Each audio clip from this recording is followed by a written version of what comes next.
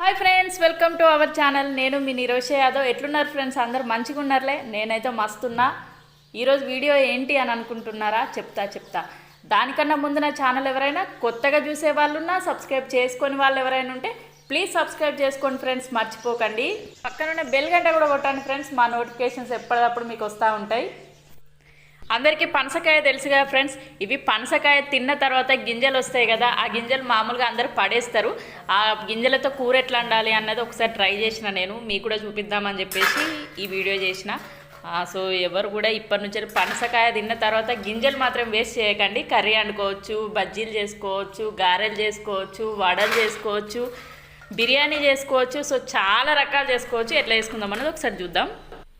ఇన్ని చెప్తున్నా వీళ్ళకి పనస గింజలు ఎక్కడి అనుకుంటున్నారా? మాకైతే చెట్టు లేదు ఫ్రెండ్స్. మొన్న మా మమ్మీ పెద్దమ్మ వాళ్ళ ఇంటికి వెళ్ళింది. మా పెద్దమ్మ వాళ్ళ ఇంటికి పోతే అక్కడ తమ్ముడు చెట్టు మీద కాయ కోసి ఇచ్చిండంట. సో తీసుకొచ్చింది. తిన్న తర్వాత మామూలుగా అంత పెద్ద కాయ ఒడుస్తుందా లేదా అని చెప్పేసి అనుకున్నాం. కానీ మొత్తానికైతే చేసినాం మేము.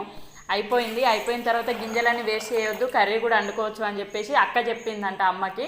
అక్క చెప్పిన వాళ్ళే కథ ఒకసారి చేద్దాంలే అని చెప్పేసి చిన్న ప్రయోగం చేసినాం. కానీ కర్రీ మాత్రం సూపర్ సెట్ అయింది. మీరు కూడా ట్రై చేయండి. ఆ గింజలు గట్టిగా ఉంటాయి కాబట్టి ఫస్ట్ ఆఫ్ ఆల్ ఏం చేయాలి అని అంటే కొంచెం ఉప్పు పసుపు వేసి ఆ గింజల్లో కొన్ని వాటర్ పోసి ఉడకబెట్టుకుందాం. ఉడకబెట్టుకుంటే మెత్తగా అయిపోతుంది. అదే ఫ్రెండ్స్ పులగందగడ్డ అని అంటారు కదా, ఆ పులగందగడ్డ అంటే తెలియని వాళ్ళు ఉంటారేమో. ఆలుగడ్డ అయితే తెలియని వాళ్ళు అయితే ఎవరు ఉండరు. ఆలుగడ్డ ఎట్లా ఉడకబెడతారో ఇది కూడా అంతే ఫ్రెండ్స్. ఒకసారి ఉడకబెట్టుకొని తర్వాత కర్రీ వండుకోవడం. మామూలుగా ఆలుగడ్డ కూర ఎట్లా అనుకుంటున్నారు, ఇది కూడా అంతే. ఉడికిన తర్వాత ఒకసారి ఆఫ్ చేసేసి బయటికి తీసి వేలుతో ఇట్లా మామూలుగా తురుముతే అది ఉడికిందా లేదా మనకు ఉట్టిగానే తెలిసిపోతుంది. ఉడికింది అయితే మెత్తగా అయిపోతుంది. పొట్టు తీసుకొని వాటిని చిన్న కట్ చేసుకోవాలి. కట్ చేసుకోకపోయినా పర్లేదు, మామూలుగా అట్లనైనా కూడా చేసేసుకోవచ్చు. కానీ విషయం ఏంది అని అంటే చిన్నగా చేసుకుంటే ఫ్రై చేసుకోనికి ఈజీగా ఉంటుంది, చూడనీకి అందంగా కనిపిస్తుంది అని చెప్పేసి చిన్నగా కట్ చేసుకోవడం. సో బిర్యానీ చేసుకునే వాళ్ళు, పెద్ద వంటలు చేసుకునే వాళ్ళు అయితే అట్లానే చేసేసుకోవచ్చు. నేనైతే ఇక్కడ కట్ చేసుకునే వంట చేసిన ఫ్రెండ్స్. విషయం ఏంది అని అంటే వంట చేసేటప్పుడు వీడియో మిస్ అయిపోయింది. వీడియో తీయలేకపోయినా, ఎందుకంటే కర్రీ వండింది నేనే కాబట్టి వీడియో తీసే వాళ్ళు ఎవ్వరు లేకుండే. అందుకనే ఎట్లా వండుతున్నాను అన్న వీడియో మాత్రం తీయలేదు.